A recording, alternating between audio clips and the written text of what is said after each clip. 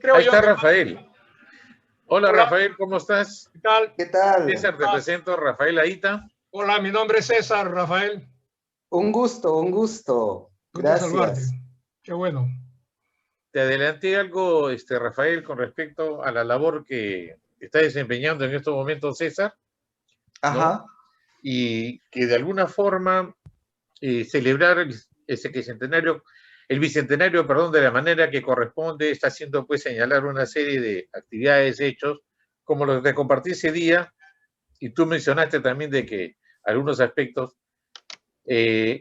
consideramos de que a veces en algunas cosas tú tienes mucho más detalle, ¿ok? De fuentes oficiales y no oficiales, creo. Sí, ¿No? sí, así es también.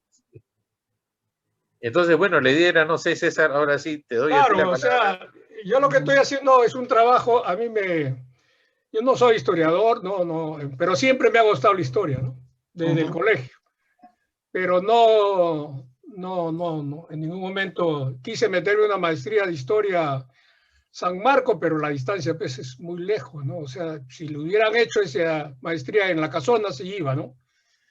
Y católica, pues ahora sí ya es inalcanzable, digamos, el precio de hacer una maestría. Pero me hubiera gustado hacer una maestría. Todavía me queda en mente hacer una maestría de historia militar en el CAEN. Quizá cuando se regularizan las cosas, darlo como una idea, ¿no? Una maestría de historia militar, ya más focalizado a la parte militar, ¿no? Yo lo que estoy haciendo ahorita es tratando de hacer un ensayo de la misma preocupación que tuve en el CAEN, ¿no? En el CAEN me enteré un poco de enterarme de la realidad nacional y siempre me comenzaba a preguntar por qué el peruano es como es, ¿no? Un militar, un compadre mío me dijo, habría que estudiar lo del proceso de Estados Unidos, uno que había estado en Estados Unidos, el proceso, cómo en Estados Unidos ha sido tan diferente, digamos, el desarrollo de los norteamericanos, diferente al desarrollo de los peruanos. Creo que esa respuesta sí entre estos años ya la he encontrado, pero ahora me preocupa por qué el peruano es como es, y un poco así se llama el ensayo, ¿no? ¿Por qué somos como somos? Entonces, mis fuentes han ido a buscar a lo que yo llamaba siempre la herencia colonial, a ver qué tipo de actitudes han habido, qué tipo de posiciones, qué tipo de comportamientos, ¿no?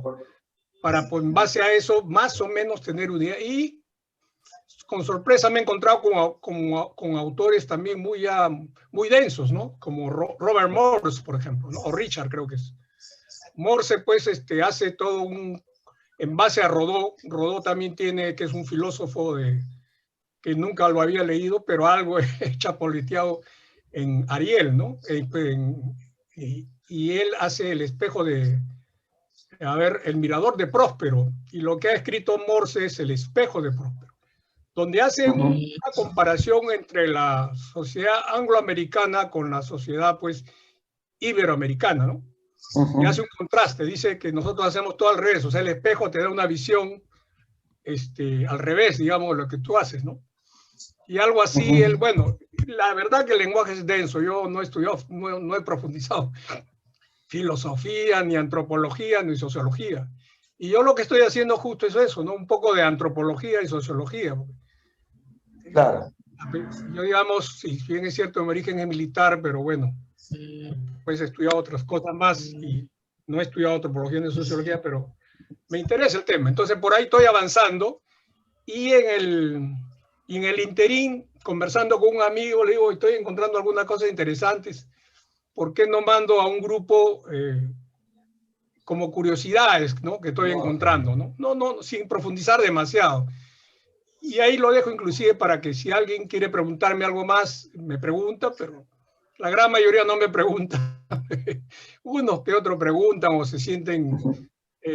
hay mucha gente que, por ejemplo, no sabía que San Martín pues, nunca había esgrimido un arma, digamos, en la independencia, ¿no? Ni había tenido un frente de batalla grande como uno pensaba, como uno imaginaba, ¿no? Y eso lo supe yo el año 98 cuando me tuve que dar la conferencia en la Sociedad de Fundadores de Independencia. Entonces me quedé sorprendido cuando vi pues, que los generales se le habían amotinado porque él no presentaba batalla. Es más, cuando Canterac entra el 15 de septiembre de 1821 al Callao y al momento de retirarse San Martín no ha podido derrotar o destruir, pero no, pues tenía sus motivos, el por qué todavía es un poco confuso de entenderlo. Hay gente que aboga, digamos, por él, hay gente que no, que él dice, como Tommy Anna, que dice que no, ese fue el peor acto de cobardía de San Martín, dice un canadiense, Tommy Anna, ¿no? Y que ahí San Martín ya su bono se le cayeron. Entonces los generales se la amotinan y él les comienza a repartir casas, digamos, para tranquilizarlos, ¿no? Casas que había confiscado los españoles. Eso no lo podía decir en la sociedad de independencia, fundadores de independencia, ¿sí? Pero me quedó en el año 98 me quedó el asunto, ¿no? Y bueno, aprovechando que ahorita no estoy dando clases y se me ocurrió este tema de la historia, aprovechando pues la pandemia y tenía dado el tiempo, pero me ha ido cautivando poco a poco, que cada vez encuentro más bibliografía, encuentro libros y bueno, definitivamente una cosa también con que me he encontrado, perdón que acapare la conversación, pero te estoy dando un poco mi vivencia que he tenido, también de conferencias he escuchado, ¿no? O sea que la independencia es muy compleja, ¿no? Ayer también lo decía, estoy escuchando clases de Río Agüero, porque el país es complejo, ¿no? El país mismo es complejo. Bueno, de eso ya lo conocemos, pero aparte de eso, para estudiar un poco la independencia, hay que enterarse también lo que pasó en España y lo que pasó en el resto de América, ¿no? Entonces, en el colegio pues solamente nos dan lo que pasó en el Perú, pero no nos dan lo que pasó en España ni lo que pasó en el resto de América. Y es interesante. Bueno, hasta ahí te puedo decir, entonces, lo que estoy haciendo es, semanalmente estoy sacando como, yo le llamo curiosidades, y hay gente pues que en realidad sí es una curiosidad, como para otros no, que ya sabrán, pues me imagino, pues no sé. Yo lo saco, digamos, como un aporte por bicentenario, y este trabajo lo voy a hacer hasta julio. En julio regreso a mis audiolibros. Bueno, esa es mi situación y me gusta mucho la historia, me gusta mucho los sucesos que han pasado, el porqué de muchas cosas, y aún así hay muchas cosas todavía que son un poco confusas, ¿no? No, de todo, la historia pues no aclara un 100%, ¿no? Todo. Claro. Hay fuentes formales y hay fuentes informales, ¿no? Bueno, dentro de estas fuentes le voy a dejar una entrevista que tuve, le estoy poniendo aquí el link en el chat. Ya, bestial. Esta es una entrevista que tuve con el historiador Hugo Pereira Plasencia. Sí lo conozco, ha trabajado conmigo en defensa. Ah, está. Sí, trabajado con excelente. Él. Bueno, él tiene una imagen muy clara de lo sucedido durante la independencia, ¿no? Sí. Y lo he escuchado también por videos, en varios sitios. Sí, sí es interesantísimo. Y yo creo que ahí él explica también la fragmentación de nuestro país, ¿no? Especialmente en un momento, yo le pregunto en la entrevista, ¿no? ¿En qué momento se produce esta fragmentación entre la costa y los Andes? Que es terrible. Así es. Terrible. Sí. Y yo creo que ahí él le da en el punto, ¿no? Al mencionar pues la rebelión de Tupac Amaru y sobre todo también la época del guano, ¿no? Y bueno, la independencia misma que se hizo a espaldas fue un proyecto de criollos. Así es, una independencia de criollos y para criollos. Y para criollos, así es. Y algunos mestizos que ya aspiraban a ser criollos. Entonces, claro, de hecho ahí más bien la capital del virreinato se mudó a Cusco, ¿no? Entonces, lo cual ya de por sí decía que había más aceptación del virreinato en el interior de los Andes que en la misma costa, que ya tenía más influencia de la Ilustración y liberal y estas ideas que los mismos españoles consideraban peligrosas, ¿no? Recordemos que a Torre Tagle pues lo envían a España justamente por estos motivos, porque lo ven con mucha influencia liberal. Entonces, y finalmente la época del guano, ¿no? El boom del guano, que es el que ya trae la riqueza a la costa y genera este desbalance entre la costa y la sierra. Además que él menciona que el proyecto de independencia prácticamente, bueno, voy a citar sus palabras, ¿no? Fueron todos los pobres que se tiraron encima del chicharrón. ¿No? Los argentinos, los chilenos, los colombianos, los venezolanos, que se lanzaron encima del Perú pero con el propósito de expulsar a los españoles, no con el propósito de hacer un proyecto país, una nación, no, simplemente ellos querían españoles fuera y acá lo dejaron a la deriva y claro, eso llevó pues a todos los militarismos y guerras civiles y golpes de Estado y tener 5 constituciones en 20 años y ese caos que fue los primeros años post-independencia, ¿no? Incluso la misma guerra Gran Colombo peruana que Bolívar nos intenta quitar, pues Tumbes, Jaén y Maynas, ¿no? Entonces, claro, al final, pues vemos que no existe una integración porque desde el inicio de la República no se buscó esa integración, ¿no? Y yo creo que por ahí va la respuesta, ¿no? Obviamente hay muchas aristas que tomar en cuenta, e incluso muchos podrían preguntar, bueno, ¿qué se puede hacer ahora? ¿No? Ya, se comenzó así, ¿no? Ahora, ¿cómo derrumbarnos encima de este tren que ya están dando, ¿no? Pero, de hecho, también ya ahora estoy recordando a Antonio del Busto, José Antonio del Busto, que mencionaba que el Perú, bueno, no sé si llamarlo el Perú, pero por lo menos lo que llegó a ser el Perú es el proyecto de Tupac Yupanqui, ¿no? El día de hoy nuestras fronteras son las conquistas de Tupac Yupanqui. Si no hubiera existido Tupac Yupanqui, pues de repente el día de hoy tendríamos la República Quechua, la República Aymara, la República Chanca, la República Chimú, la República Chachapoyas, y en lo que es el territorio peruano tendríamos 10 países, un poco balcanizados, ¿no? Pero de repente con mayor identidad. O sea, el Huanca se sentiría Huanca, el Chanca se sentiría Chanca, y el Quechua se sentiría Quechua. Fue Tupac Yupanqui el que, digamos, tuvo este proyecto de integración de culturas tan diversas, con tradiciones distintas, con cosmovisión distinta, pero que supo sostener con mano firme, que muchos también dicen, ¿no? Para sostener este tipo de proyectos se necesita una mano firme, un gobierno vertical, y de repente por eso San Martín no creía en una república para el Perú, sino en una monarquía. De repente esta diversidad solamente se puede sostener con esa cabeza que dé una identidad de arriba hacia abajo, ¿no? Porque de abajo hacia arriba es muy difícil. Y al final el virreinato del Perú se monta sobre esa estructura, porque toma toda la estructura organizacional, política del Tahuantinsuyo y simplemente se sube encima. Digamos, ¿no? Era pues un barco en donde sacaron al capitán, pusieron ellos, pero todo el resto del barco siguió tal como estaba, ¿no? digamos, los curacas eran los mismos intermediarios, era la misma estructura, hasta la mita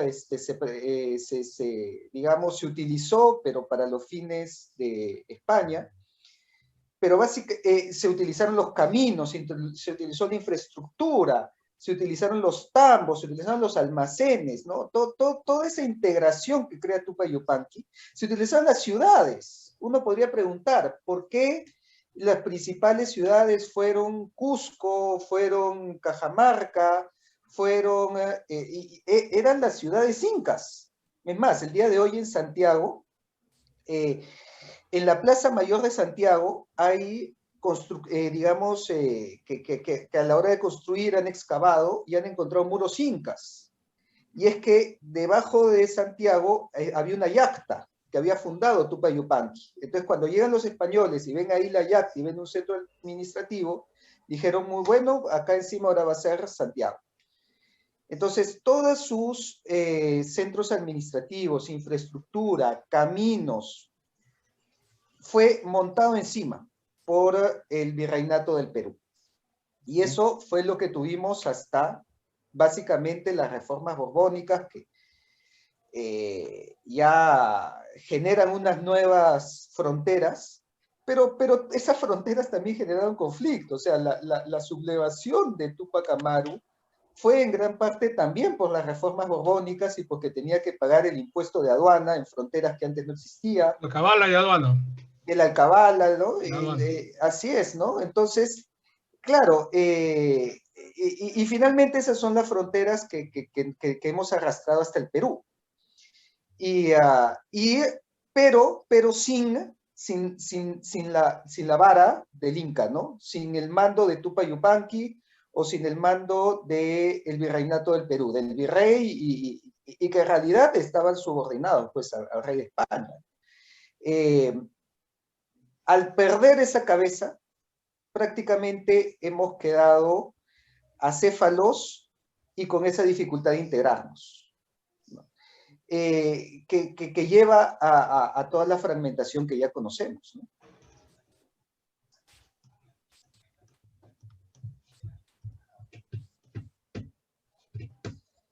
¿Tú has entrado a todo esto, Rafael, por curiosidad?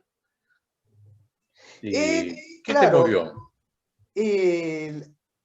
Bueno, en verdad comenzó cuando yo tenía como hobby al inicio escribir libros, escribir cuentos. Eso lo tengo desde la universidad, incluso desde el colegio.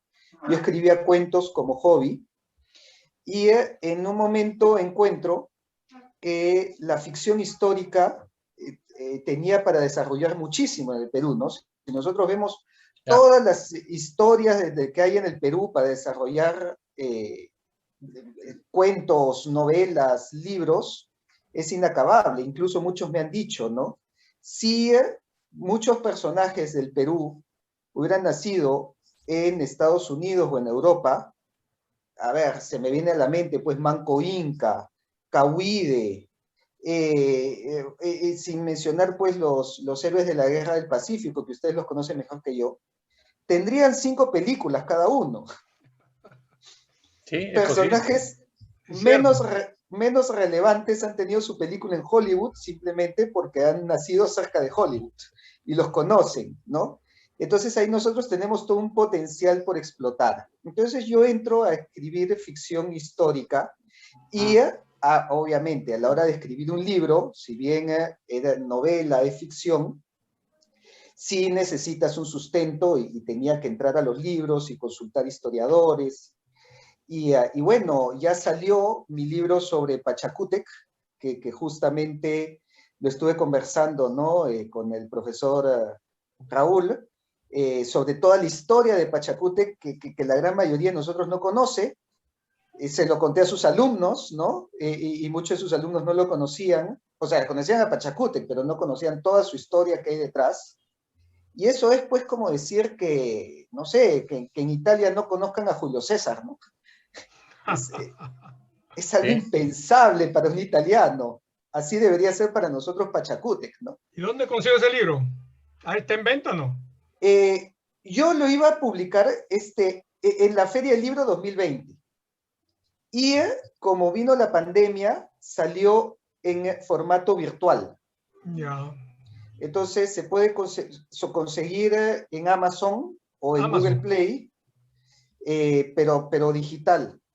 Sí, está bien. Y estoy esperando, ¿no? Que termine Ayer acabo de adquirir el Instituto de Estudios Peruanos un digital de Chris Walker de Túpac Amaru. Túpac Amaru, claro. Ese es el de Túpac Amaru. ¿Cómo? ¿Sí? Y de hecho, de ahí comienza todo. O sea, todo esto que estamos hablando arranca de Pachacútec. Porque a nosotros pues nos cuentan la historia de los incas. Y cuando yo les digo, imagínense un inca, se imagina pues a este ser todopoderoso, revestido de oro y cargado en un anda rodeado de 300 sirvientes, que era el séquito que tenía el inca, ¿no? Pero ese es a partir de Pachacútec. Los primeros 8 incas eran curacazgos, eran señoríos, ¿no? Y, es más, su mismo título lo dice, el segundo inca, Sinchi Roca. Sinchi es un título que en inglés sería warlord, ¿no? Que vendría a ser como este líder tribal de la guerra. Era un Entonces, warrior. era un warlord. Entonces, eso era Sinchi Roca. Sinchi Roca era un warlord, era un líder tribal. Era un líder tribal de esta etnia que había tenido que emigrar desde el lago Titicaca por culpa de la caída de Tiahuanaco, que bueno, hasta ahora hay especulaciones sobre por qué Tiahuanaco vino a declive, pero lo que sabemos es que realmente decayó y uno de los ayus de élite emigró y tuvo un éxodo, mismo Moisés, hasta llegar a Cusco. Pero Cusco lo encontró ocupado.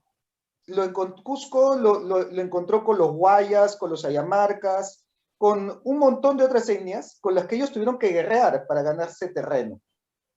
Y estuvieron guerreando con mayor o menor éxito durante los primeros incas. Y por eso vemos que las historias, pues, estamos hablando hasta Yahuahuaca, hasta el séptimo inca, los grandes enemigos, pues, eran los ayamarcas, ¿no?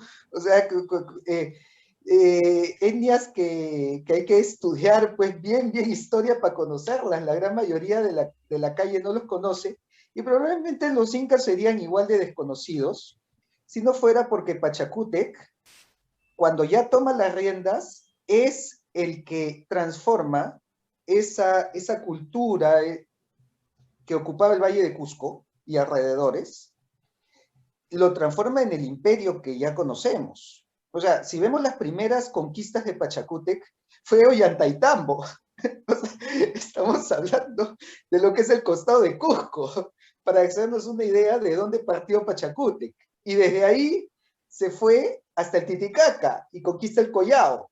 O sea, la expansión de Pachacútec fue increíble, fue un Julio César en todo el sentido de la palabra. Y claro, ya Tupac Yupanqui hubiera sido un Alejandro Magno que de hecho dicen que recorrió más kilómetros que Alejandro Magno, ¿no? Bueno, fue ida y vuelta también, porque iba desde el Chinchaysuyo hasta, bueno, el Antisuyo se metió a la selva, hasta el Collasuyo, estamos hablando que Del Busto dice que llegó hasta Chiloé, o sea el fin del mundo, donde termina la tierra, ¿no? Si nosotros vamos a esta zona del sur de Chile, es interesante porque llega todo este archipiélago de islas que si uno lo ve, pareciera que la tierra se está rompiendo. Entonces, si Tupac Yupanqui llegó ahí, su mente debe haber dicho, este es el fin del mundo, porque acá ya se fragmenta la Pacha. La Pachamama se rompe y termina, ¿no? Incluso hay una vista muy impresionante en donde tienes la cordillera de los Andes y el Océano Pacífico se mete entre la cordillera, como dedos. Entonces tienes el océano metiéndose en los Andes. En la misma cordillera, es como si toda la costa lo hubieras fragmentado. Hasta ahí llegó Pachacútec, ¿no? Y claro, también ya es conocida la historia de que llega a la Polinesia, ¿no? Y estas islas, pues, de Ninanchumbi, ¿no? Que se especula dónde son. Entonces, el recorrido de Pachacútec, perdón, de Tupac Yupanqui, fue apoteósico, fue un aventurero que incluso se lanzó a la mar, ¿no? Sabemos, pues, que normalmente los pueblos de montaña le tienen miedo al mar, no son de arrojarse, ¿no? Los pueblos marinos eran de la costa, ¿no? Eran, pues, los fenicios, los cartagineses, ¿no? Pero que un andino se lance al mar, ya de por sí ya te dice que tiene un espíritu especial, ¿no? No cualquiera lo hubiera hecho. Entonces, es ahí donde nace el Perú. Esta concepción, ese es el Perú embrionario. Obviamente no era Perú, y si le preguntabas a Tupac Yupanqui qué es el Perú, ni siquiera hubiera sabido de qué estabas hablando. Pero fue lo que ha delimitado nuestras fronteras. Entonces, ese proyecto que ellos tuvieron es lo que de alguna manera nos ha conformado el día de hoy. El problema es que después de, bueno, ya estamos hablando de más de 500, 600, 700 años, esas patas que ellos pusieron también se están tambaleando, ¿no? Porque ya que tanto, que en parte también nos une, porque que si bien existe división, hay cosas que nos unen y justamente una de esas cosas son los incas, ¿no? O sea, a cualquier peruano le preguntas, ¿y tú de qué estás orgulloso? Y te va a decir de su comida y su historia. O sea, si nos ponemos a hablar de los incas, todos vamos a estar de acuerdo, De ¿no? acuerdo, Bueno, claro. por ahí puede haber pues algún huanca que diga, no, que yo no soy inca y que más bien los incas me invadieron a mí. Pero en general ha sido como un aglutinante de la peruanidad, que se podría utilizar hoy día, al día de hoy, ¿no?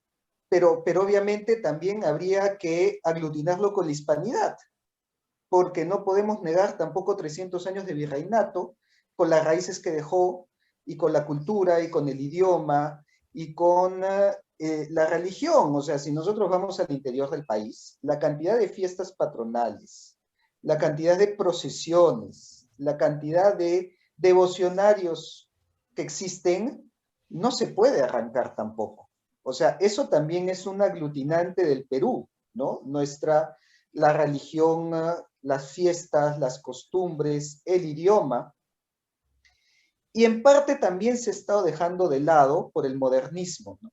El modernismo, que es el que te dice, no, que las tradiciones son obsoletas, son pasadas, la religión es superstición, y más bien hay que integrarnos a una cultura global, pero que te corroe en el pegamento que te une. Y si esto avanza, bueno, quién sabe si el día de mañana, que muchos me han comentado también que existe un peligro latente, que salga un líder político tipo en Cataluña, ¿no? Que te diga, nosotros, que salga en Puno y diga, nosotros somos aymaras no peruanos, ¿no? Nosotros somos quechuas no peruanos. Y si nosotros comenzamos a romper todo lo que nos aglutina, ellos se van a sentir más identificados con la etnia que con el Perú. Entonces esto también es un peligro latente. Lo entiendo. Mi pregunta es, si me permites, ¿y por qué no tenemos algo de esos hombres en el Ande ahora? ¿Por qué no tenemos algo? ¿Por qué no ha habido durante la etapa de la independencia alguien como Tupac Amaru? ¿Por qué no tenemos alguien así de ese estirpe, ¿no? De ese liderazgo y de ese conocimiento? ¿Qué tanto, mi pregunta es, qué tanto han horadado los españoles en el genio o en el andino, ¿no? O sea, qué tanto lo han subsumido, lo han aniquilado prácticamente, porque no hay rasgos de esa gente que tú me hablas, de Tupayupanqui, Pachacute, Cahuide o el mismo Tupac Amaru, ¿no? No hay Claro. rastros de esa gente. ¿Qué ha pasado? Eso A es lo que ver, estoy tratando de darle respuesta. no, ahí sí entramos a un tema muy, muy complejo, Es complejo. en donde de repente la respuesta no guste ni sea popular. Porque yo creo que sí han habido y están, pero han estado en el bando contrario a la República.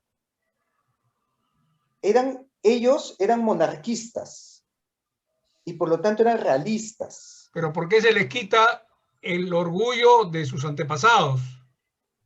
No, no se les quitó. O sea, a ver, si nosotros ya, bueno, nos adelantamos, ¿no? Pasamos de Tupayupanqui, de Pachacútec, pasamos a Manco Inca y Pauyu Inca, ¿no? Durante la época de la conquista. Sabemos, pues, que Manco Inca inicia los incas de Vilcabamba, pero Pauyu Inca queda en Cusco, apoya a los españoles, es coronado como inca por Diego de Almagro, y toda su panaca, toda su familia, es incorporada a la nobleza. Se le dan títulos nobiliarios, se le da escudos de armas, se le da derechos, se le da privilegios, y de hecho se mantienen sus palacios, fundan iglesias.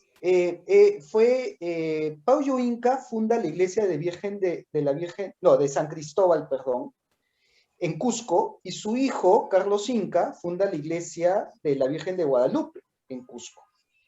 Y según se relata de la época, fueron devotos católicos, fieles aliados de su majestad Carlos V de España, de Habsburgo. Entonces,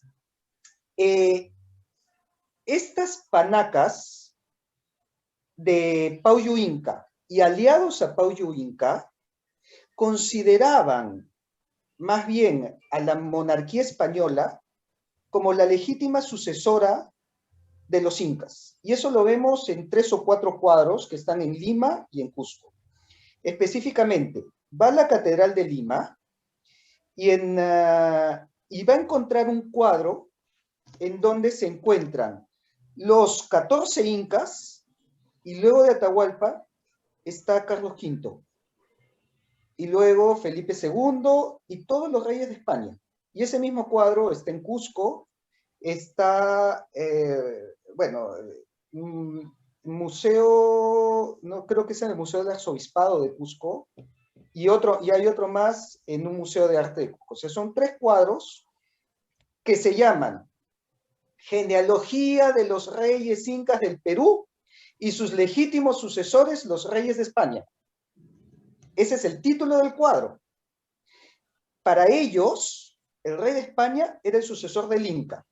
Y así como Paullo Inca sirvió a Huayna Cápac, ahora Paullo Inca servía a Carlos V. Y lo mismo sucedió luego con los incas de Vilcabamba, porque cuando Saidi Tupac, hijo de Manco Inca, muere su padre, y bueno, continúa con la rebelión de Manco Inca, en un momento Felipe II le escribe una carta a Saidi Tupac, donde le dice: he sido de mi conocimiento de la sublevación de Manco Inca y de las razones de su sublevación, y entiendo que han sido justas razones por los vejamientos que se hizo contra su persona, porque Gonzalo Pizarro le quitó a su mujer, porque en verdad, bueno, hubieron muchas razones para la sublevación de Manco Inca, pero entre ellas que Gonzalo Pizarro le quitó a su mujer y lo metió a la cárcel. O sea, yo creo que cualquier hombre que se respete le quita a la esposa y se levanta en armas. Y el mismo Felipe II entendió esto y le dije: ok, entiendo los motivos de su sublevación y te ofrezco una reconciliación y un perdón. Entonces, Saidi Tupac viaja a Lima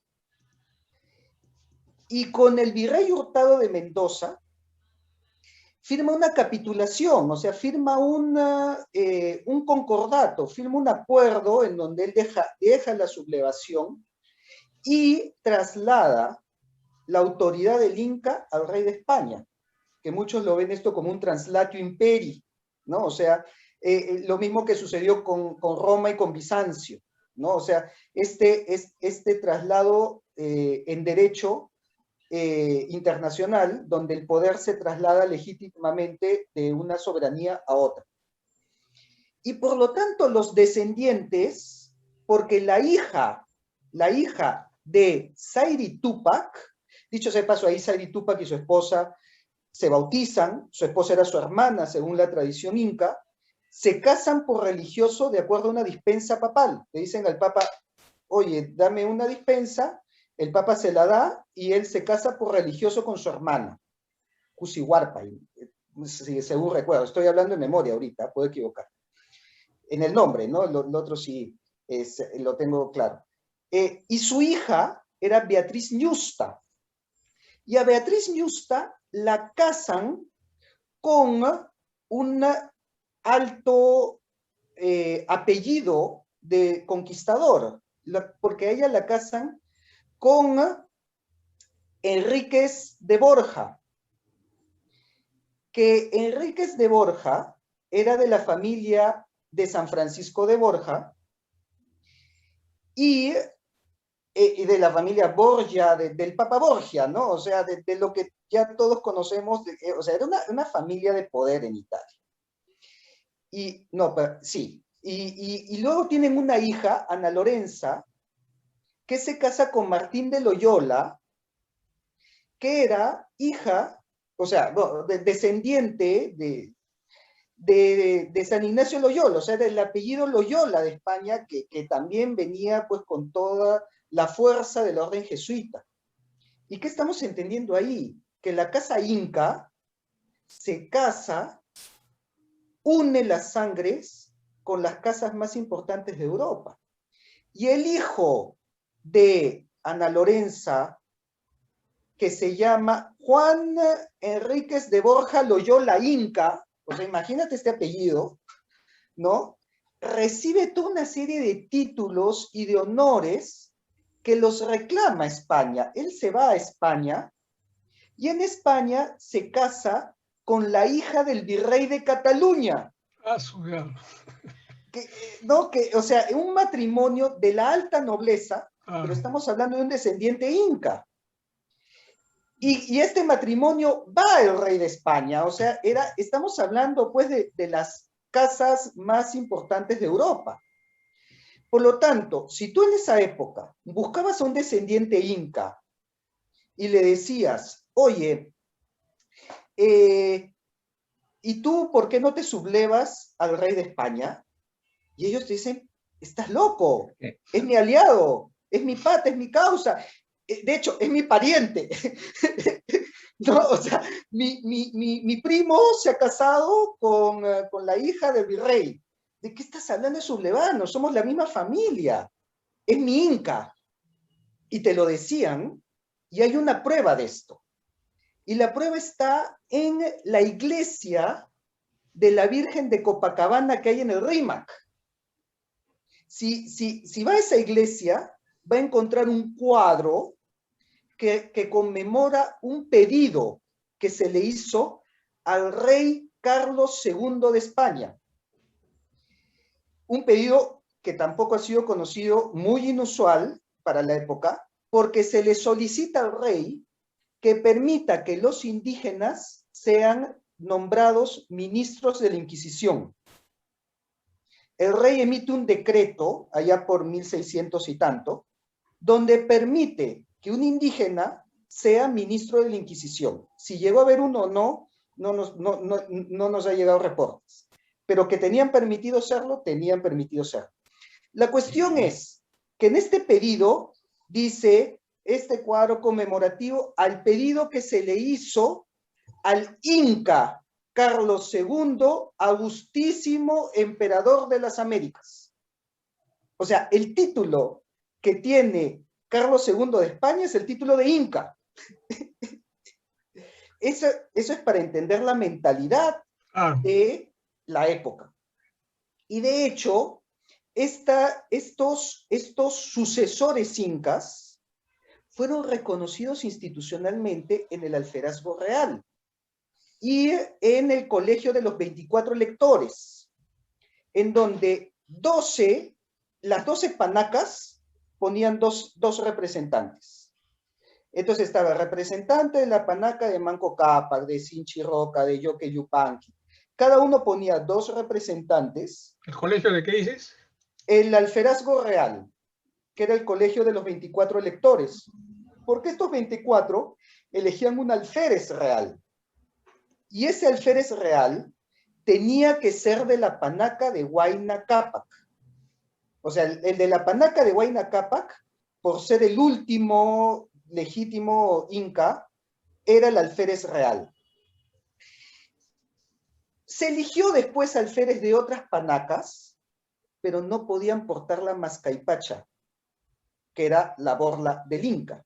Es más, hay cuadros en donde se ve al alférez real presidiendo la procesión, porque estos alférez presidían cabildos, tribunales, jurados, procesiones, o sea, eran la institución de Cusco.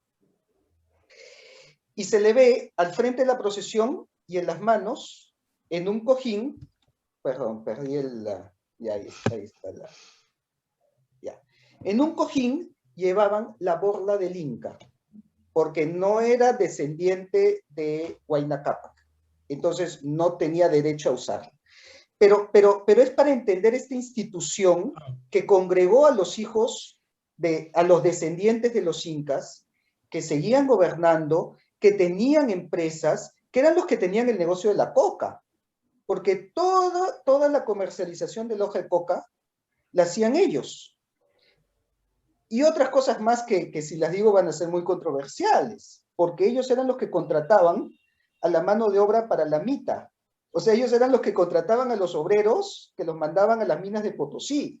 O sea, tenían un semi-comercio de esclavos. Algo que si lo digo, pues me caen a palos porque estoy diciendo que los descendientes incas traficaban, ¿no? con los indígenas, pero bueno, hay que ponerse en la mentalidad de la época y por eso ellos eran ricos. O sea, tenían haciendas, tenían el Palacio de Colcampata, tenían todas las grandes construcciones de los incas, ahí vivían ellos. Entonces, ¿qué se van a pensar en sublevar, en revolución, en independencia?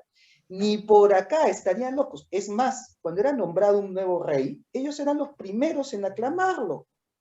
Y se cuenta, y por ahí tengo un artículo que habla de esto, que incluso llegan a Lima en una situación especial para darle sus honores y vivas al rey Luis I de España, que gobernó solamente unos meses, pero llegan para decir, viva el rey de España, aquí estamos, sus aliados, sus nobles a su servicio. ¿Dónde vemos esto? Cuando se subleva Túpac Amaru, los que combatieron a Túpac Amaru fueron el alferajo real, fueron los descendientes incas. Ejemplo, la familia Saguaraura. Nicolás Apo Saguaraura combate a Túpac Amaru. El mismo Mateo Pumacahua. Mateo Pumacahua, que era brigadier del Ejército Real del Perú. O sea, era un general del ejército realista de España, pero era del Perú. Ejército realista, claro. Pero era el ejército realista. Él combate a Túpac Amaru. Es más, Mateo Pumacahua era cacique de Chincheros. Y cuando va a la parroquia de Chincheros, hay un mural pintado en esa parroquia donde se ve a un puma que está encima como cazando a una Amaru, porque es una serpiente con cabeza de llama y con alas.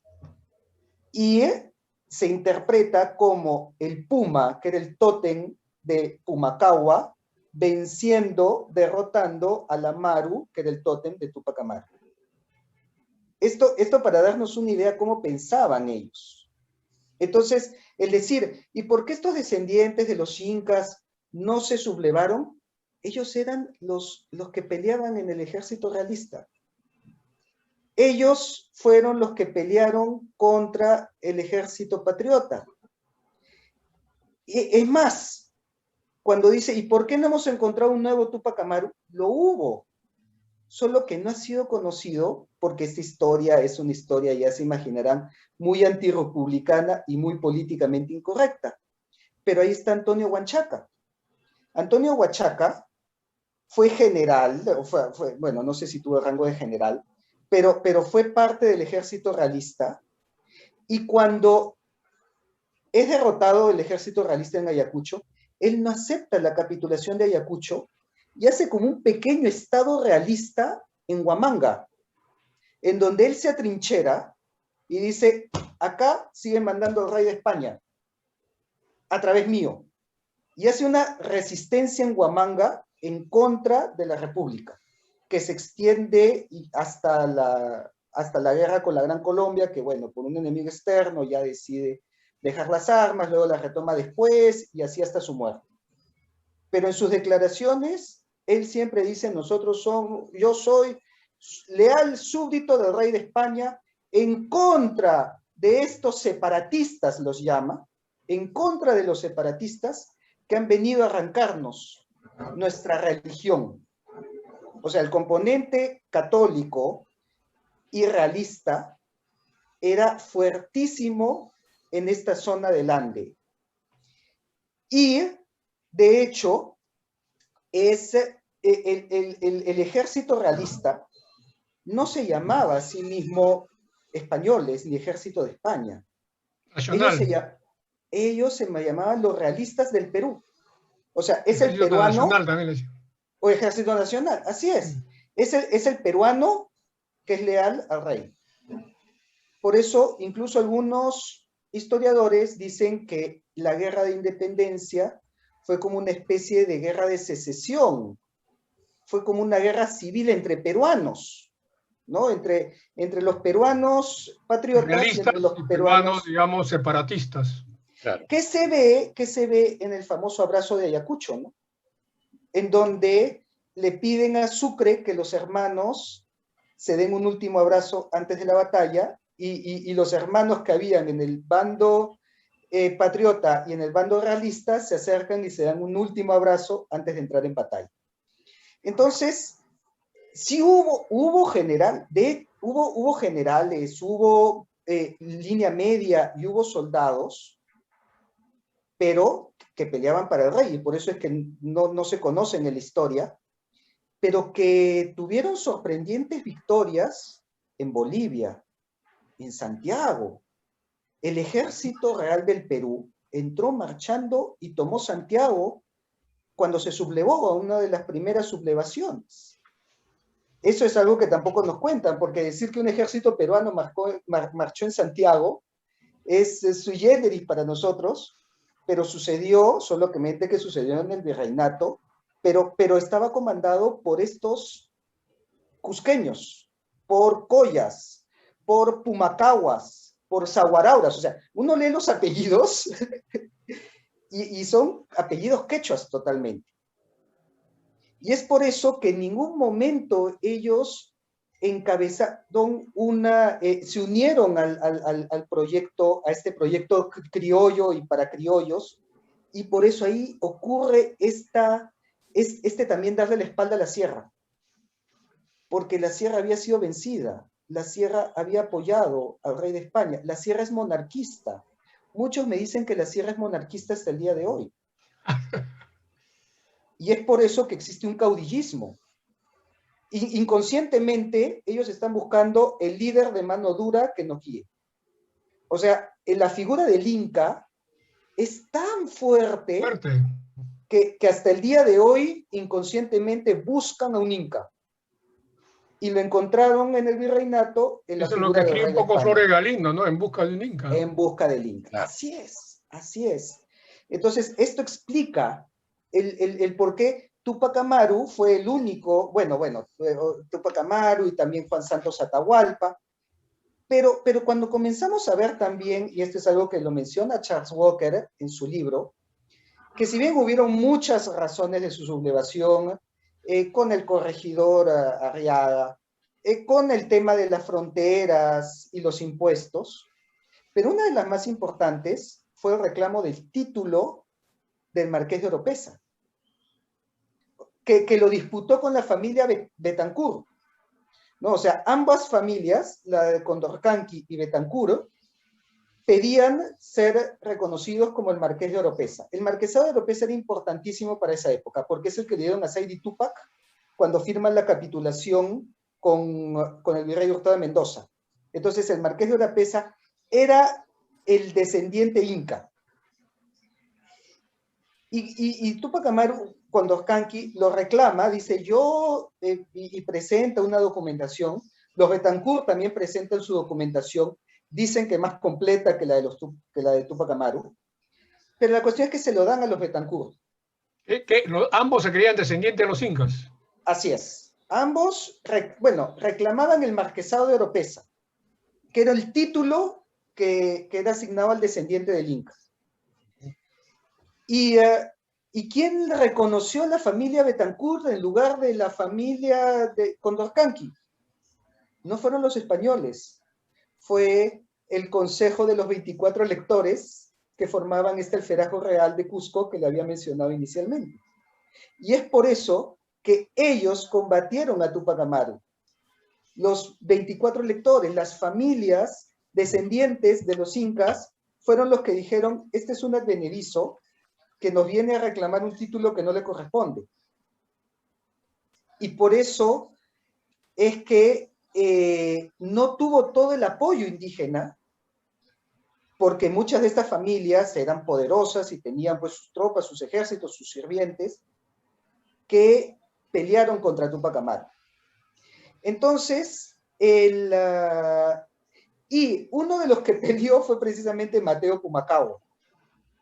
Ahora, uno diría, sí, pero entonces, ¿por qué Mateo Pumacahua se sublevó? Porque Mateo Pumacahua fue muerto también por traición al rey de España cuando se levanta en armas. Y esto ya entramos al terreno de la especulación. Porque la sublevación de cuando se somete a juicio a Mateo Pumacahua, él dice que fue engañado por los hermanos Angulo, que fueron los que se sublevaron primero, ¿no? O sea, se sublevan los hermanos Angulo. Claro, él se acopla al movimiento. Pues. Los que iniciaron el movimiento son los hermanos Angulo. Así es. Y lo que dice Mateo Pumacahua es, los hermanos Angulo me engañaron porque me dijeron que Fernando VII había muerto en las guerras napoleónicas. O sea, cuando Napoleón invade España, le dicen, ha muerto Fernando VII y nos va a gobernar un francés. Y por lo tanto, Mateo Pumacahua se subleva en contra del rey francés, de Pepe Botella, de José Bonaparte. No en contra de... bueno, claro, muchos pueden decir, oye, ese es un alegato en un juicio para que no te declaren culpable. Por eso es especulación. Si se le inventó la historia en ese momento o no, bueno, se sigue discutiendo hasta ahora y creo que nunca lo vamos a saber. Pero lo que sí podemos saber es que lo que él alegó es no aceptar a un rey francés en tierras peruanas, incluso por culpa del liberalismo y de la ilustración francesa, que muchos aluden una razón similar entre los criollos, que los criollos aceptan a San Martín para no implementar la Constitución Liberal de Cádiz de 1812, porque eran conservadores. Entonces, claro, a la hora de analizar la independencia, tenemos que ver también qué los motivaba, si eran monarquistas, si eran liberales, si eran conservadores. Porque muchas de estas, y esto aparece en el libro de la República Inconclusa, ¿no? De Raúl de Chamané, en donde él dice, muchos de los peruanos criollos se pliegan a San Martín porque eran conservadores y no querían la Constitución Liberal de España, ¿no? Lo que pasa es que, claro, nosotros nos cuentan más que el espíritu patriota de la República en contra de la dominación española, y conforme vamos profundizando vemos que había muchísimas razones fuera de eso. Había razones antiliberales, había razones antifrancesas y había razones monárquicas que terminaron con Simón Bolívar. Porque cuando llega Bolívar, va a Cusco y disuelve el alferazgo real. Se reúne con estos 24 electores y les dice, hasta aquí llegamos, a ver cómo hacemos para que esto sea una transición pacífica, y ellos más o menos que firman, acuerdan, y ahí muchos dicen que se rompe la columna vertebral de los Andes, porque eran los sucesores incas los que tenían la autoridad política, eran el enlace entre el pueblo andino y las autoridades de Lima. Y cuando rompes este lazo, queda la sierra desconectada de la costa y la sierra queda sin columna vertebral. Es un buen punto eso. Los problemas que hemos visto después. Ya que le ha parecido un buen punto, le voy a pasar otra entrevista con otro historiador. Este es un historiador cusqueño que se llama Donato Amado. Él ha escrito un libro que se llama El Estandarte Real y la Mascaypacha. Lo voy a colocar en el chat. Muchas gracias. El Estandarte Real y la Mascaypacha, o Mascapaicha, lo pone. Sí, bueno, lo ponen de las dos maneras, pero en su libro lo pone así. Donato Amado. Donato Amado, así es. Y él explica toda la historia del alferazgo real y de cómo eligieron a los 24 electores y los sucesores y las panacas y los problemas que tuvieron y que durante la peste se redujeron de 24, se redujeron a 12, o sea, todos los traspiés y los altibajos que ha tenido esta institución, pero que también le explica en este video. Entonces, es este video donde también le entrevisto al doctor Amado. Él cuenta esta historia que yo creo que es un vacío en nuestra historia, producto de contarlo desde el lado republicano, ¿no? Siempre se ha contado por la historia de forma tradicional, ¿no? Así es. No, nunca se ha contado, digamos, nunca se ha hecho, y se ha ocultado muchas cosas. Por ejemplo, yo me he quedado sorprendido del financiamiento de Chile para la campaña del sur, ¿no? La gente tampoco no sabía eso, y también lo he puesto entre las curiosidades, ¿no? Se queda con la boca abierta, que los 22 buques eran chilenos los que estaban bloqueando, que Cochrane era un asalariado. Yo antes pensaba que esos buques eran ingleses o que Cochrane era el jefe. Todo era chileno. Eran chilenos. Y la gente se queda con la boca abierta porque, lógico, no dicen eso porque en la enseñanza, en el centenario, justo Chile retenía indebidamente las dos provincias, ¿no? Y por eso que Leguía aceptó un gran fiestón sin invitarlo a Chile, ¿no? Así también en el sesquicentenario seguía la misma situación, ¿no? Con Velasco, cuando hacen esa producción literaria, bueno, ahí recién, como dicen los historiadores, hay una corriente marxista, ¿no? Que cambia un poco la tradición, la visión tradicional, ¿no? Y recién pues la bandera chilena, que yo sepa, flameó el año pasado, en el bicentenario del desembarco a Pisco. Ahora en ese monumento está la bandera chilena, que antes no estaba. Le comento que si va al Jirón de la Unión, va a encontrar la casa de Bernardo Higgins, que Bernardo Higgins tuvo dos casas en el Perú. Una fue la de Jirón de la Unión y otra fue, si recuerdo bien, está por Lurín. Pero la de Girón de la Unión... Ahí tenía una pequeña hacienda, creo que tenía ahí. Tenía una hacienda, así es. Cañete o Lurín, no recuerdo bien. Porque Bernardo Higgins fue hijo del virrey Ambrosio Higgins, que fue virrey del Perú. Claro. Y que muchos dicen, ¿no? Oye, y su hijo, pues, más bien luchó contra el virreinato. Es que el hijo, según un chismoso me ha dicho que no lo reconoció al principio tiempo. Él se apellidaba Riquelme. Ahí parece el apellido materno, y después lo reconoce ya. Una cuestión padre-hijo, claro, más freudiana que de política, ¿no? La cuestión es que si va a la casa O'Higgins, del Jirón de la Unión, que el día de hoy está bajo cuidado de la Universidad Católica, ha hecho un museo de sitio muy bonito ahí. No conozco, qué raro. Sí, Jirón de la Unión, sí, ahí el mismo Jirón de la Unión, ahí está la casa. ¿Qué cosa se encuentra ahí? Se encuentra una réplica de la bandera con la que desembarcó José de San Martín a Paracas, precisamente. Y es la bandera chilena. Pero tenía 3 estrellas blancas. Pero con 3 estrellas. Una de Perú, una de Chile, otra Argentina. Así es. Yo me tomé foto con esa bandera y la subí a mi página. Se armó un alboroto. Sí, imagínate, le dije, esta es la bandera con que San Martín desembarcó en el Perú. Nadie sabe y nadie cree. Nadie sabe y lo peor, nadie quiere saber. Porque cuando se los digo, se molestan.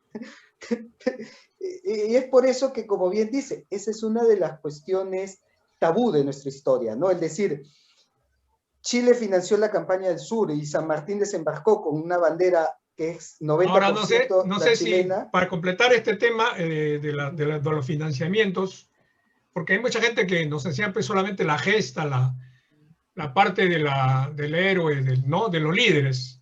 Pero la parte logística en la cual yo he trabajado, digamos, dentro del ejército, que es muy importante, nadie habla de eso. Conseguir armamento, pólvora, caballo, víveres, conseguir buques, transportes auxiliares, porque no solamente son los buques de guerra, hay transportes auxiliares. Todo eso pues lo financió Chile. Ahora, hasta donde yo sepa, Chile, que yo sepa, corrígeme, nunca ha cobrado esa deuda, a diferencia de los colombianos que sí cobraron, creo, la deuda. o quisieron cobrarla o la cobraron, o se les pagó una parte. Eso no lo tengo claro todavía. Es más, cuando en el Perú, en el puerto del Callao, Cochrane le pide a San Martín, Sí. ya págame, Sí. San Martín lo manda a Santiago. Le dicen, no, eso que te paguen los chilenos. Que te paguen los chilenos. Claro. Y Cochrane dice, mira, ¿sabes qué? Acá tienes tu barco con el oro de la Real Hacienda de Lima, este es mi pago, y se los lleva. No lo asalta, dice, lo asalta. Lo asalta. Y de ahí se cobra para su tripulación. Pero antes de eso, San Martín le dice, mejor porque parte de tu marina no es peruana para yo poder pagarles. Y no quisieron. O sea, un poco claro, que los insinuaban que se vuelvan peruanos y que algunos buques se queden en el Perú, ¿no? Entonces no quisieron. No quiso Cochrane, ¿no? Claro. Entonces él asalta y se cobra. Y se quedan sorprendidas acá en algunos parientes, así que le envió, oye, el Cochrane era un pirata. Era un pirata tal cual. Y esta muestra de que le dice, anda, cobra Chile, para mí es claro indicio de que Chile era la caja. ¿Cómo? Chile era la caja, indudablemente. Era la caja, ¿no? Cuando le dice, anda, cobra tu sueldo a Chile, ahí está la prueba de que Chile estaba financiando todo eso. Claro. Pero que yo sepa, Chile nunca cobró esa deuda, ¿no? Y nunca cobró, así es. En cambio, Colombia sí creo que cobró o quiso cobrar, eso no, todavía no llegó a esa parte de investigación. Sí. Con Bolívar. Sí. Porque ahora estoy viendo no sé si has visto que es interesante también ver diferentes puntos de vista, ¿no? La serie Bolívar de Netflix. Y justo estoy en esa parte donde Santander está recogiendo plata como loco para entregarla porque Santander le tenía miedo a Bolívar. Sí, bueno, como toda serie, yo creo que lo ensalzan a Bolívar. Pero ¿no? También le sacan sus defectos, ¿no? Ah, bueno, sí. Bueno, imposible no sacárselos también, especialmente con todo lo que hizo en Perú. Pero claro, ahí también la figura de San Martín queda minimizada, ¿no? No, y lo sacan muy enfermo, lo cual tampoco es cierto, ¿no? Sí, no es cierto que él estaba enfermo. Lo ponen en un papel totalmente secundario, ¿no? Obviamente toda serie tiene un sesgo, pero sí es interesante para... No, sí es interesante. Como referencia. Claro que sí. Bueno, yo agradezco esta conversación que es interesantísima y más bien, si me das tu correo para hacerte alguna pregunta. Claro, también una vez, digamos, me gustaría, que tenga alguna duda, ¿no? Entonces, me gustaría enviarle algunos artículos. Bestial. De preferencia por correo, porque a veces, claro, ahora tengo el WhatsApp, yo tengo una PC, entonces ahora sí del WhatsApp puedo bajar, pero antes se me complicaba. Se me complicaba bajar del celular, bajar un archivo, a otro lo guardo, tenía que mandarlo a mi correo y de ahí recién mandarlo. Pero ahora felizmente ya tengo el WhatsApp en la PC, entonces de ahí ya. Escríbame un correo ahí, le he puesto en el chat mi correo. Ahí en el chat, ¿no es cierto? Y le voy a contestar con un artículo que se llama Reconciliación entre los descendientes incas con España. Algo así es el título, pero que muestra cómo, luego del levantamiento de Manco Inca, España consolida su alianza brindándole títulos, estos títulos honorarios. ¿A quién le da? A los descendientes incas. Ya. Y de ahí, pues, disculpa la interrupción, ahí en ¿cómo se llama esta ruina que está acá, camino a la sierra? ¿Cómo se llaman estas ruinas que están junto al estado de la U casi? Ah, ya. Bueno, ahí han encontrado fosas de cadáveres muertos por mazo, o sea que los mismos indios de acá, digamos, contuvieron el ataque de todo lo demás, ¿no? Fueron los huaylas, claro. Los huaylas son los que llegaron a Lima porque Pizarro estaba con 80 españoles en Lima, o sea, le hubieran pasado por encima, aunque no hubieran tenido armas, solamente linchándolos como una masa.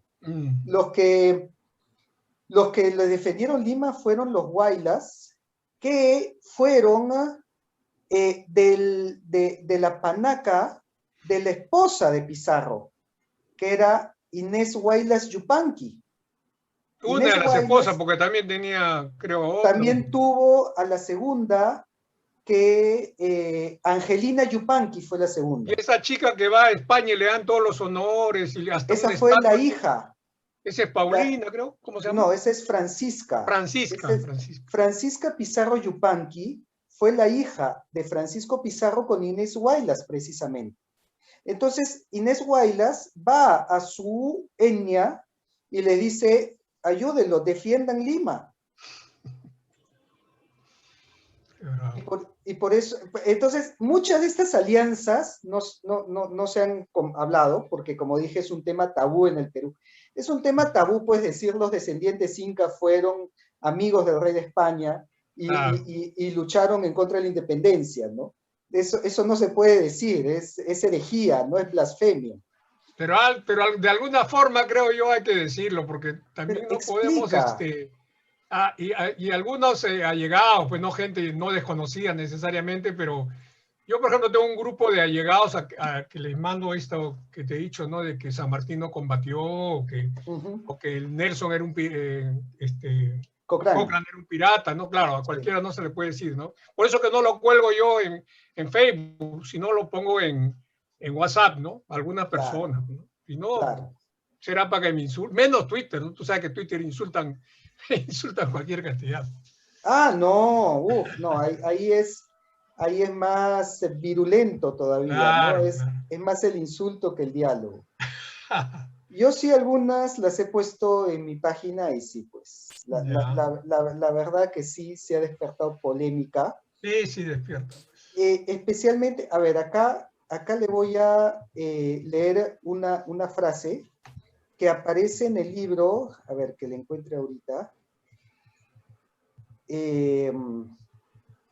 Acá, ¿no? Aparece en el libro Nobiliaria Extranjera de España, ¿no? Y hablando de los nobles incas, dice, el rey los llamó hermanos y altezas, concediéndoles además una condecoración propia y particular para ellos, el toisón de oro a perpetuidad, el derecho a permanecer cubiertos en su real presencia, a presidir todos los tribunales, consejos y cabildos de todos sus reinos y a mantener una pequeña corte con sus correspondientes consejeros.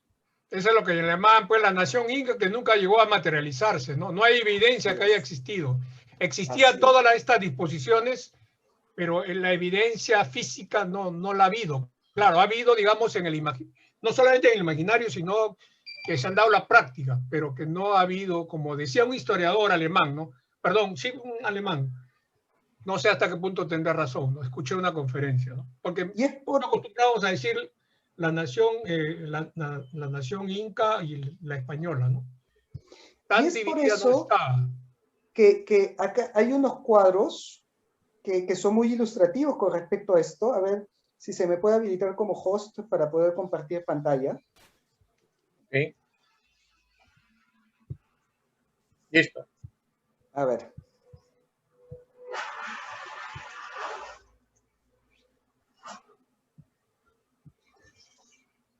Ahí pueden ver dos cuadros de los hermanos Alonso y Marcos Chihuantopa Inca, que eran de la panaca de Yoque Yupanqui. Y vemos que tenían la borla. O sea, mire su cabeza, y en su cabeza tenían la borla real, ¿no? Que era la mascaipacha, pero están con vestimentas virreinales, modernas, hispanas. Incluso Alonso, que es el de la izquierda, está con una cruz en la mano. Y en la otra mano porta el escudo de su familia. O sea, este era el descendiente inca en el virreinato. Era el noble que reconocía sus raíces incaicas, y lo vemos en su ropa, pero que al mismo tiempo había asumido ya la religión, el abolengo, la nobleza y las costumbres europeas. Estos cuadros están en el Museo de Cusco. Y acá tengo también, este es el descendiente que les comentaba, ¿no? Juan Enríquez de Borja, Borja Loyola. Loyola Inca, descendiente de Alfonso XI de Castilla, Juan II de Aragón y de Saidi Túpac, hijo del general Juan Enríquez de Borgia y la marquesa Ana María Lorenza de Loyola Ñusta, y tenía los títulos de Marqués de Oropesa, Marqués de Alcañices, primera clase, señor de Loyola, y se casa con la hija del virrey de Cataluña y la hija del virrey de Granada en segundas nupcias. Qué bárbaro. Y este era su árbol genealógico. O sea, mira este árbol. Este árbol yo lo saqué del Museo Pedro de Osma. Está. Este es el escudo de armas de la Casa Borgia Loyola Inca, en donde acá tenemos, creo que por acá tengo el lápiz, a ver,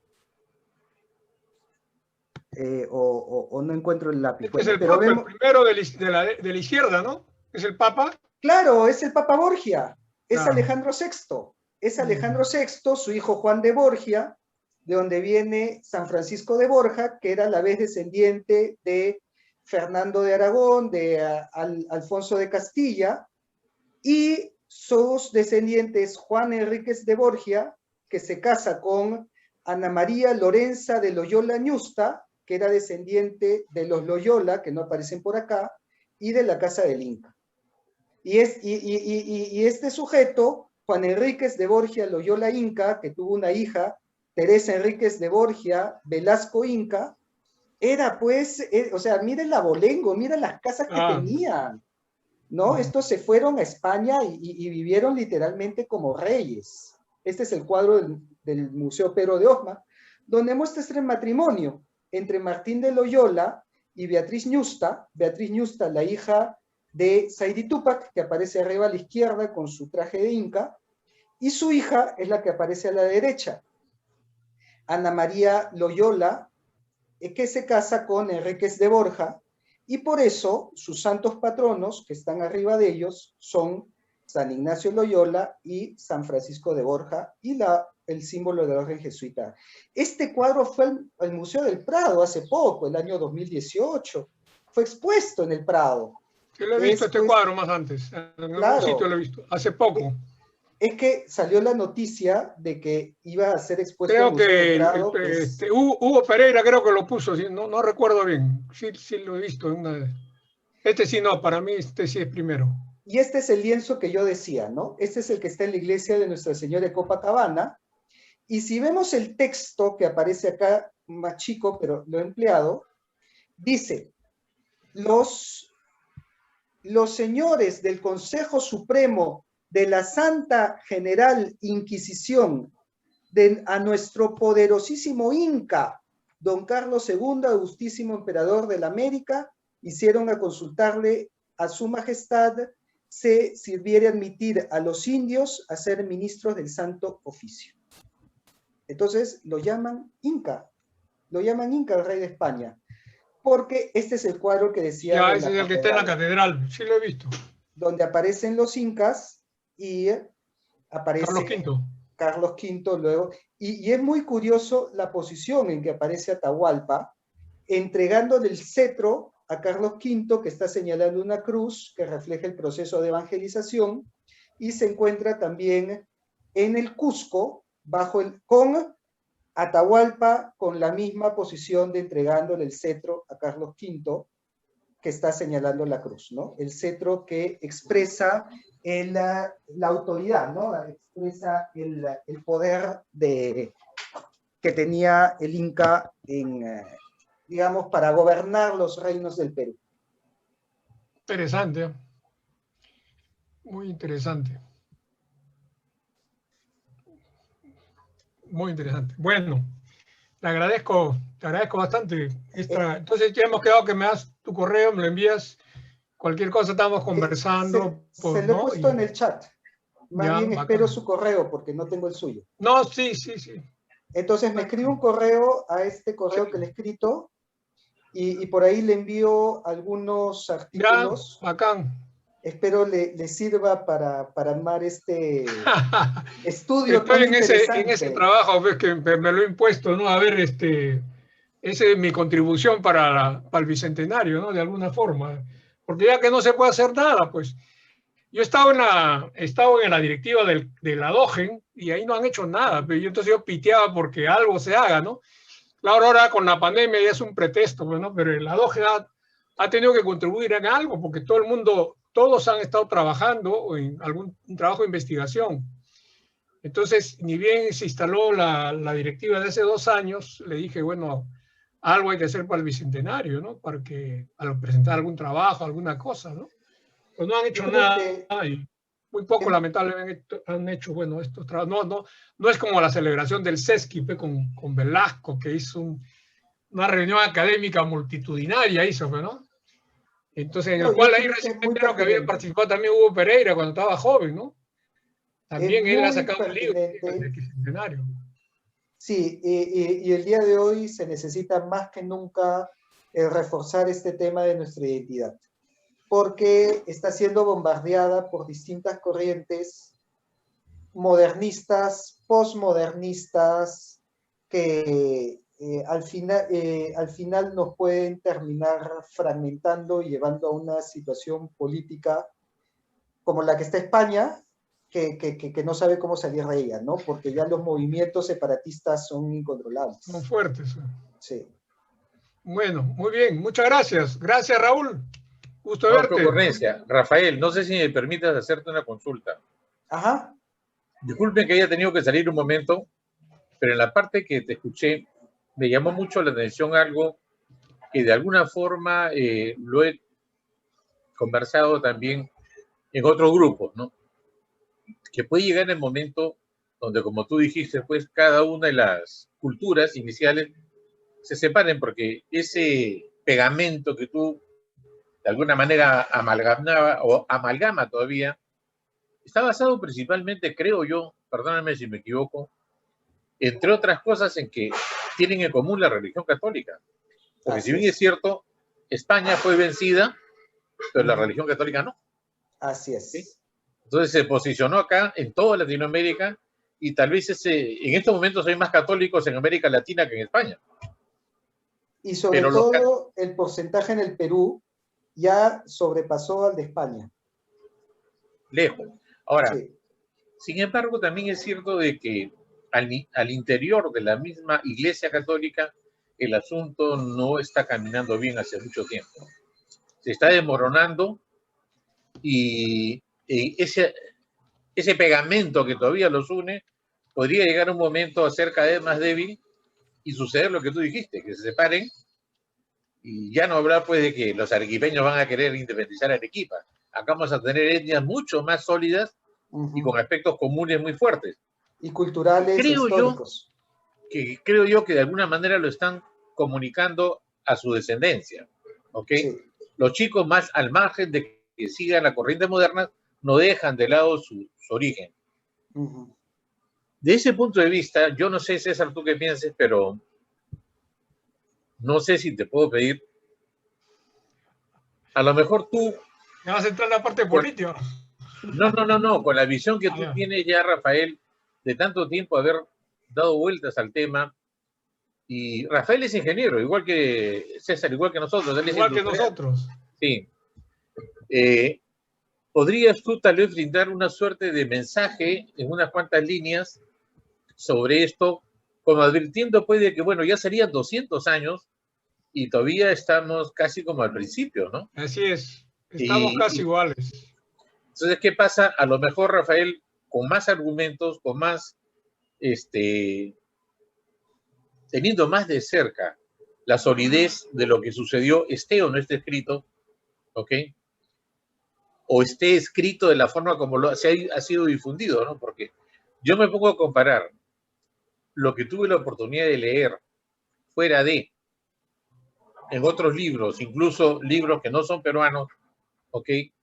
Y por otro lado, lo que te he escuchado a ti y de ahí me entró a curiosear otras cosas, bueno, lo que estudié historia no me sirve absolutamente para nada, ¿no? En el colegio, incluso en la escuela militar. Es ridículo. Nosotros necesitamos de héroes y si no, todo país necesita historia y de héroes. Esa fue mi conclusión. Y si no los tiene, los fabrica. Y eso es lo que hemos hecho. Hemos fabricado historia y hemos fabricado héroes. A lo mejor Castillo dentro de unos años va a ser héroe, ¿no? Pedro Castillo me refiero. Yo no lo sé, pero creo que a lo mejor un mensaje mucho más, tal vez cuestionable, César, discúlpame, pero al mismo tiempo importante, porque esto queda escrito y los que nos sigan a nosotros lo van a recoger y van a tenerlo en cuenta, creo yo. No sé, a lo mejor sería una forma interesante, con tu autoría, estimo yo, Rafael, pudiera figurar, ¿no? No sé si eso es factible, César. Podría ser, habría que, pero hacer una cosa, pedir una página nomás, ¿no? No, sí, una cosa, un Una mensaje página. directo al corazón, ¿no? O sea, a la mente. Claro, no con motivo de el gran pretexto indudablemente que está jugando a favor de cualquiera cosa que se puede enviar porque estamos en víspera de cumplir pues el bicentenario, ¿no? Entonces en César, víspera del bicentenario no se cree tal cosa, César, ¿no? el tema va por esto. Yo haría una Claro. pregunta. Bicentenario, ¿debemos celebrar? Porque No, estamos pues ahorita acostumbrados la a hacer situación bombos y no lo platillos. permite, ¿no? Y Perdón, tampoco, y también pero tú quizás quieres hacer una ceremonia toda claro, pomposa, como es lugar, el argumento se mostrando puede cuentos. comenzar que van a celebrar las personas de la selva, ¿no? Donde nunca llegó ahí la programación o las mismas personas adelante que la República los explotó más que la colonia, ¿no? Pero decir eso también es fuerte, se puede decir de otra forma, ¿no? Yo lo veo como que llevan 200 años y mira, todavía no aprendemos. Y ya cada vez nos queda menos tiempo. A lo mejor en un cuarto de siglo se revierte esta situación y Y otra cambia, ¿no? cosa es También. la burbuja que vive en Lima, ¿no? Von Humboldt lo Bueno, dijo también hace 200 años, cuando pasó por acá, dijo, Lima más conoce de Londres más que de la sierra, ¿no? Es una pero burbuja, pues, piensa lamentablemente. que Lima, César, ya no es la Lima que conocimos. Lima es la De gran todos provincia. modos, de todos modos, Lima no es la Lima que conocimos, pero de todos modos todavía existe un alejamiento de todo lo que es provincia, ¿no? Lo que acaba de decir como figura Rafael, en la cual los descendientes de los incas poco a poco fueron tomando una posición más española Está y bien, muy cerca de la realeza. Lo mismo sucede con el migrante que llegó a Lima. claro, Porque por en el eso te digo, tiempo pues, es una figura por eso te pública digo, del nuevo claro. limeño. Y ¿Me después entiendes? desprecia a la provincia, es el mismo provinciano que ha Exacto. llegado acá, desprecia a la Ahora ya provincia. es Por eso lemeño, te ¿ves? digo, Entonces ya, claro, no claro, sé. por eso te digo que la burbuja sigue de alguna u otra forma, ¿no? Y más Bueno, en las clases adineradas, en la clase, la gente que tiene dinero y que mira pues mucho a Estados Unidos o a Europa, ¿no? Más Es Estados que Unidos, ¿no? hay que tomar en cuenta que acá no solamente se está dando un mensaje histórico, se están derribando los paradigmas que nos enseñaron desde el colegio. exacto. Y por eso, bueno, claro, yo también de acuerdo con hacer un comunicado y escribir esto en una hoja, pero también les adelanto que yo en mi página, yo siempre continuamente pongo posts del tema, he colocado lo que les he hablado, he colocado la historia de ¿Tienes Manco Inca, en Facebook o en en qué lo Facebook, en Facebook? Facebook, sí.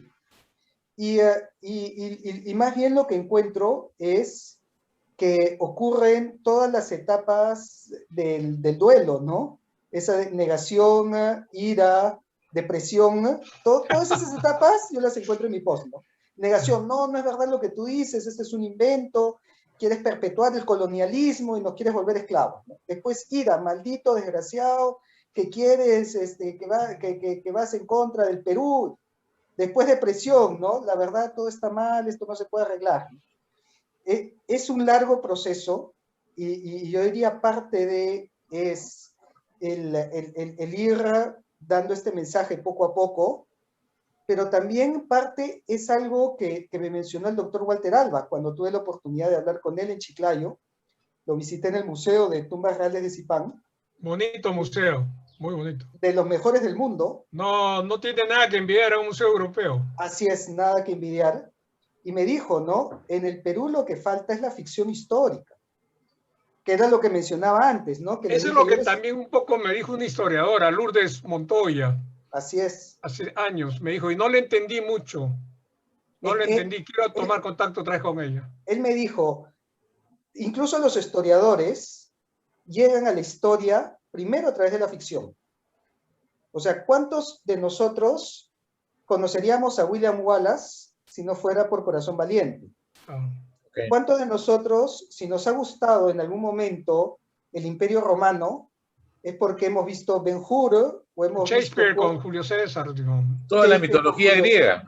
toda la así es, ¿no? Entonces, y Claro.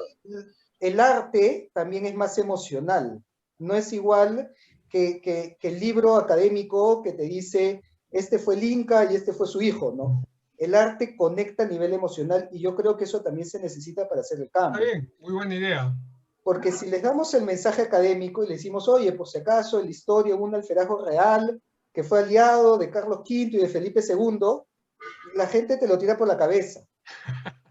Pero a modo de una novela o a modo de una película, ya se genera una conexión especial de un relato. Y esos relatos sí pueden ayudar a cambiar hacia una mentalidad que, como dijeron, nos integre más, ¿no? Interesante. Me parece que por ahí podría llegar un mensaje simpático y un camino, ¿no? A cambiar esto, porque la verdad es que creo que como no es sólida nuestra cultura en nosotros, estamos más bien, los chicos están asumiendo culturas que vienen de afuera, ¿no? Y vemos pues guachafadas, ¿no? Ridiculeces. Ya no hablamos español ni hablamos nada. Ahora hablamos una mezcla de cualquier tontería y cada vez nos olvidamos de usos, costumbres que eran propias de nuestra cultura. Yo extraño sinceramente a veces las conversaciones con mis abuelos, con mis abuelas, con mis tíos mayores, porque me hablaban de cosas que han desaparecido, y no me refiero a cosas físicas, sino costumbres, tradiciones, y que sencillamente las hemos cambiado por Halloween o por tontería y media que, no sé, a lo mejor ya me estoy haciendo demasiado viejo, César. Ese es el problema. Pero Bueno, en muchas gran gracias parte, nuevamente. esas tradiciones se han conservado precisamente en el interior del país. O sea, vaya a vivir una Semana Santa a Ayacucho y es una experiencia No transformadora. conozco, no, mucha gente va, por eso que nunca he ido para Semana. Conozco Ayacucho, pero para Semana Santa no. Es impresionante, ¿no? Igual tantas fiestas y que yo creo que más bien deberíamos luchar para no perderlas, porque sí están en riesgo de que se empiecen a abandonar. Ahí es un punto de discusión que en otro momento me gustaría debatir, claro, pensarlo, ¿no? Porque qué tantas las tradiciones, yo también estoy de acuerdo con ciertas tradiciones que deben permanecer, pero quizás darle otro sentido también a la tradición, no solamente el sentido religioso, sino comparo esto, ¿no? Y no quiero ya con esto terminar porque ya tenemos que hacer también, ¿no? Más bien. Pero comparo esto, ¿no? Y lo que siempre digo es esto. Estados Unidos, cuando celebran el Día del Pueblo, tienen su aniversario, en los pueblos más miserables, los pueblos más chicos, dicen, bueno, ¿quién es el que ha cultivado la mejor flor? Y hay todo un esfuerzo, hay todo un concurso por presentar la mejor flor. ¿Quién ha presentado el mejor zapallo? O sea, que zapallo. ¿Quién tiene la mejor sandía? ¿Quién tiene el mejor melón? Entonces, es una forma diferente, productiva, de poder festejar las tradiciones, no necesariamente circunscribirse al aspecto religioso. Sino, yo veo eso en películas y yo digo, ¿por qué acá no en mi país no es así? ¿Por qué no se dedican a que su inventiva tengan mejores productos? ¿Quién tiene la mejor artesanía? ¿Quién tiene el mejor retablo? Hacer esos concursos y premiarlos públicamente, hacer un reconocimiento. Entonces ahí va a mejorar la productividad de las personas. No sé, esa es mi idea. Sí, de acuerdo. Rafael, una consulta, discúlpame, solamente de forma, pero creo que es importante. César, a ti te he visto tomando nota de varias cosas. Algunas cositas, ¿sí? Sin embargo, como tú sabes, el Zoom graba la reunión. No sé si estará grabado. Rafael, discúlpame. No, normalmente yo lo acabo de borrarlo. Pero te pregunto a ti, ¿tendría ser un inconveniente que esta reunión se la pase a César antes de borrarla? Por favor, no hay ningún problema. Publíquenla si quieren. La suben a YouTube y que sea por mí, que la conozca todo el mundo. Ya, bestial, gracias. Perfecto, yo te paso la reunión, la grabación, César. Como te digo, no se puede pasar a todos, ¿no? Pero algunas amistades sí. Sí, por supuesto que sí. Gracias. Muy amable, Rafael, por tu gentileza. Gracias, Raúl. Rafael. Hasta la próxima oportunidad. A ustedes. Encantados. Suerte. Gracias. Chao. Ok. Saludos, Rafael. Nos vemos. Gracias, saludos también. Nos vemos. Gracias.